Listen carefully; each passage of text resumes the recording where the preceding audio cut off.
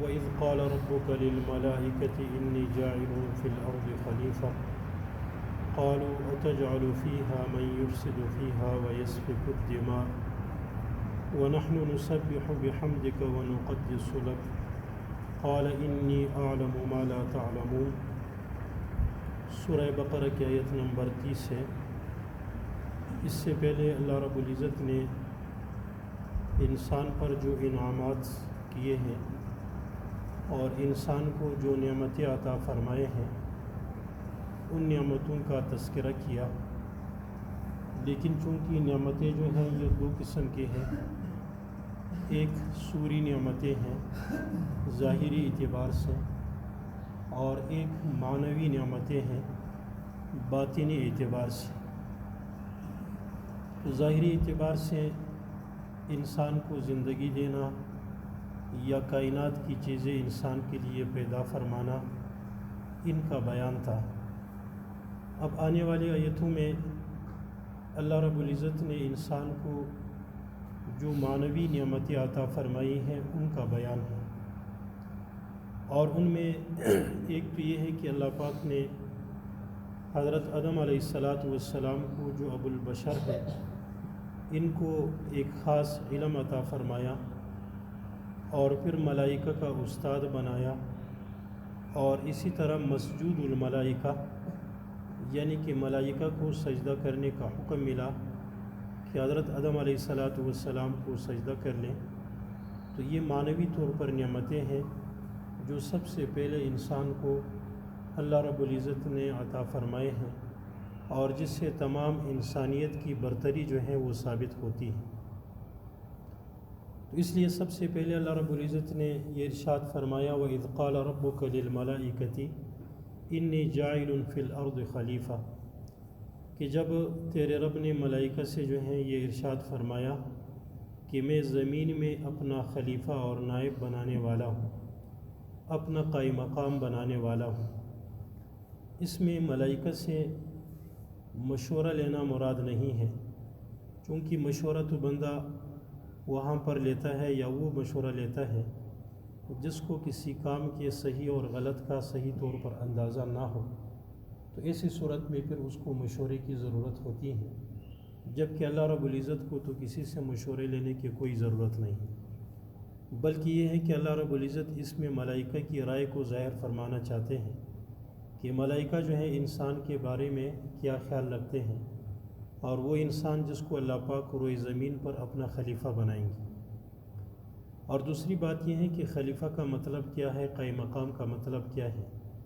چونکہ یہ مکمل زمین جو ہے یہ اللہ پاک کی ہے، اس زمین کو پیدا فرمانے والے اللہ پاک ہیں، یہ اللہ کی ملک ہے، کوئی اس ملکیت میں اللہ کے ساتھ شریک نہیں ہے۔ تو اللہ رب العزت یہ چاہتے ہیں کہ میرے سرزمین پر میرا نظام، میرے سرزمین پر میرے احکام ہوں، اور ان احکام کو نافذ کرنے کے لیے اللہ رب العزت نے انسان کو بھیجا ہے۔ تو اس اعتبار سے انسان کو اپنا نائب فرمایا کہ اللہ رب العزت کے احکام جو ہیں وہ زمین والوں کے لیے آئیں گے، تو زمین والے جو ہیں وہ اللہ رب العزت کے احکامات کو نافذ فرمائیں گے۔ اور اس سے بھی یہ معلوم ہوا کہ زمین پر بسنے والی انسان، جس طرح آگے تذکرہ ہوگا کہ یہ انسان جو ہے ان کے آپس میں اختلافات بھی ہوں گے، ان میں خون خرابے بھی ہوں گے، اور ان میں جو ہے نافرمان قسم کے انسان بھی ہوں گے، فرمانبردار قسم کے انسان بھی ہوں گے۔ تو اس لیے اب ان انسانوں کے درمیان عدل اور انصاف کو قائم کرنا اور اللہ رب العزت کے احکام کو ان کے درمیان جاری کرنا، اس کے لیے اللہ رب العزت نے انسان کو روئے زمین پر خلافت عطا فرمایا اور اپنا نائب بنایا، اور پھر ان احکام کو نافذ کرنے کے لیے اللہ پاک نے حضرات انبیاء کرام علیہ السلام کو بھیجا کہ بنی اسرائیل میں متعدد انبیاء کرام علیہ السلام جو ہیں وہ آئے اور احکامات کو جو ہے وہ نافذ کرتے رہے۔ سب سے آخر میں رسول اللہ صلی اللہ علیہ وسلم تشریف لائیں، اور یہ ہمارا عقیدہ ہے کہ آپ علیہ السلام کے بعد جو ہے قیامت تک کسی کو نبوت نہیں ملے گی، آپ خاتم الانبیاء ہیں۔ اور ظاہر ہے کہ اب آپ علیہ السلام نے جو احکام اللہ رب العزت کی طرف سے لائے ہیں اور آپ علیہ السلام نے اپنے زمانے میں نافذ کیے،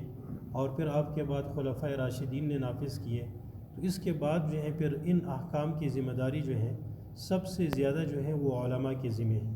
جن کے متعلق رسول اللہ صلی اللہ علیہ وسلم نے یہ ارشاد فرمایا کہ العلماء ورثۃ الانبیاء، کہ علماء کرام جو ہے یہ انبیاء کرام علیہ والسلام کے وارث ہیں۔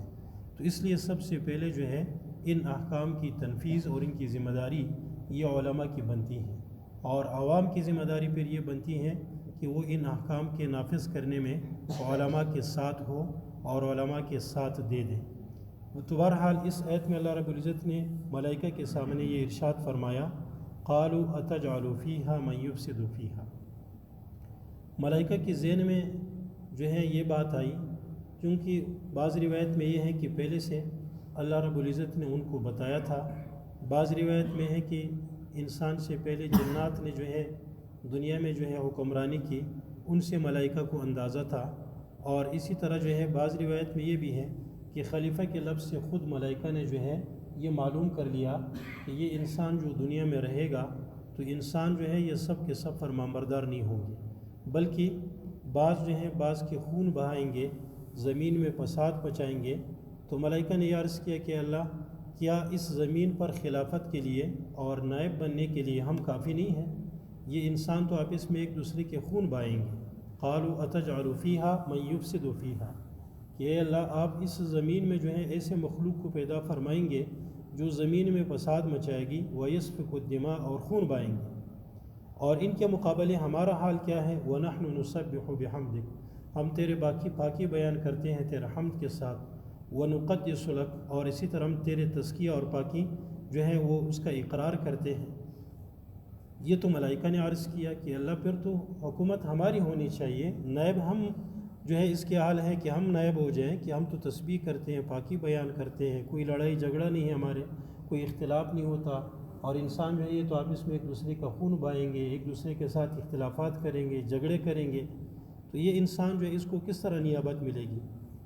تو اللہ رب العزت نے پہلا اجمالی جواب یہ دیا قال انی اعلم ما لا تعلمون، اللہ نے فرمایا کہ میں وہ جانتا ہوں جو تم نہیں جانتے۔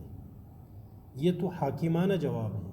اللہ نے یہ جواب دے دیا کہ میں جانتا ہوں، تمہیں اس بارے میں علم نہیں۔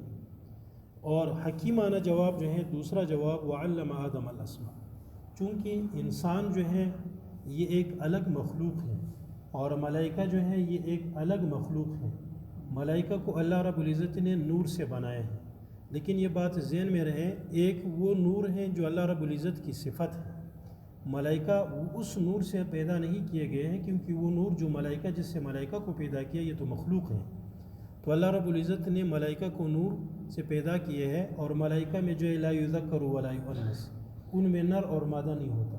وہ کھاتے پیتے نہیں ہیں، وہ تکتے نہیں ہیں، وہ سوتے نہیں ہیں، ان کو شادی کی ضرورت نہیں ہے، ان کے خواہشات نہیں ہیں، جبکہ ان کے برعکس جو ہے انسان میں یہ چیزیں موجود ہیں۔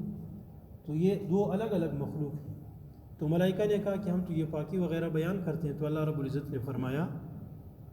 کہ جس مخلوق کو میں پیدا کرتا ہوں اس میں جو ہے پھر زمین کی چیزوں کی خاصیات اور استعداد جو ہے ان میں ہوگی، اس استعداد کی بنا پر جو ہے وہ زیادہ اس کے حال ہے کہ ان کو نائب بنائے جائیں۔ تم جو ہے اگر تمہیں خلیفہ بنایا جائے تو ظاہر ہے تو تمہارے اندر جو ہے بھوک کی کوئی چاہت نہیں ہے، کوئی پیاس نہیں ہے، کوئی شادی کی ضرورت نہیں ہے، کوئی سونے کی ضرورت نہیں ہے، تو پھر جب تم احکام کیسے بیان کرو گے؟ اور اسی طرح جو ہے پھر ان احکام کو عدل اور انصاف جو ہے تمہارے اندر کوئی بغاوت نہیں ہے، کوئی اختلاف اور جھگڑا نہیں ہے، تو عدل اور انصاف کو قائم کرنے کا پھر کیا معنی ہے؟ تو اس لیے اللہ رب العزت نے وعلم آدم الاسماء کلھا، کہ اللہ رب العزت نے تمام چیزوں کے نام حضرت آدم علیہ السلام کو بتا دیے اور ان کی خاصیات بھی بتا دی۔ ثم عرضهم علی الملائکہ، اور یعنی چونکہ علماء فرماتے ہیں کہ یہ نام جو ہے یہ تنہائی میں نہیں بتائیں بلکہ ملائکہ کے سامنے بتا دیے، لیکن ظاہر ہے کہ ملائکہ میں ان چیزوں کی استعداد نہیں ہے تو ان کو محفوظ نہ کر سکے، جبکہ انسان میں یہ استعداد ہے تو وہ محفوظ کر سکے۔ جیسے مثلا ایک بندہ جو ہے وہ ریاضی کا ماہر ہو، اب 2-3 بندے تو ریاضی جاننے والے ہیں، وہ جو ہے وہ ریاضی کے جو ہے کلیات بیان کرتا ہے، تو جو جاننے والے ہیں جن میں استعداد ہیں تو وہ ان کلیات کو سمجھ جائیں گے، اور جن میں استعداد ہی نہیں ہے تو وہ ان کلیات کو کچھ بھی نہیں سمجھیں گے۔ تو آدم علیہ السلام میں تو یہ صلاحیت ہے، تو اس لیے اللہ رب العزت نے فرمایا ثم عرضهم علی الملائکہ، کہ پھر وہ نام جو ہے وہ پیش کیے ملائکہ پر، فقال انبئونی باسماء هؤلاء ان کنتم صادقین، اللہ نے فرمایا کہ بتاؤ ان چیزوں کے نام مجھے بتاؤ اگر تم سچے ہو۔ قالوا سبحانک لا علم لنا، ملائکہ نے عرض کیا کہ اللہ پاکی تیرے لیے ہے، ہمارے پاس جو ہے ان چیزوں کا کوئی علم نہیں، الا ما علمتنا، مگر یہ کہ جو آپ نے ہمیں سکھا دیے، انک انت العلیم الحکیم، بے شک آپ علم رکھنے والے ہیں اور حکمت رکھنے والے ہیں۔ قال یا آدم انبئہم، اللہ رب العزت نے حضرت آدم علیہ السلام سے فرمایا کہ انبئہم، ان ملائکہ کو بتاؤ، باسمائہم، ان چیزوں کے نام۔ فلما انبأہم باسمائہم، جب حضرت آدم علیہ السلام نے ان چیزوں کے نام بتا دیے، قال الم اقل لکم، اللہ رب العزت نے فرمایا کہ کیا میں نے تم سے نہیں فرمایا کہ انی عالم غیب السماوات والارض، کہ میں آسمانوں اور زمینوں کے غیب کو جانتا ہوں، چھپی ہوئی چیزوں کو اور باتوں کو جانتا ہوں، وَأَعْلَمُ مَا تُبْدُونَ، اور جو تم ظاہر کرتے ہو وہ بھی جانتا ہوں، وَمَا كُنْتُمْ تَكْتُمُونَ، اور جو تم چھپاتے ہو وہ بھی جانتا ہوں۔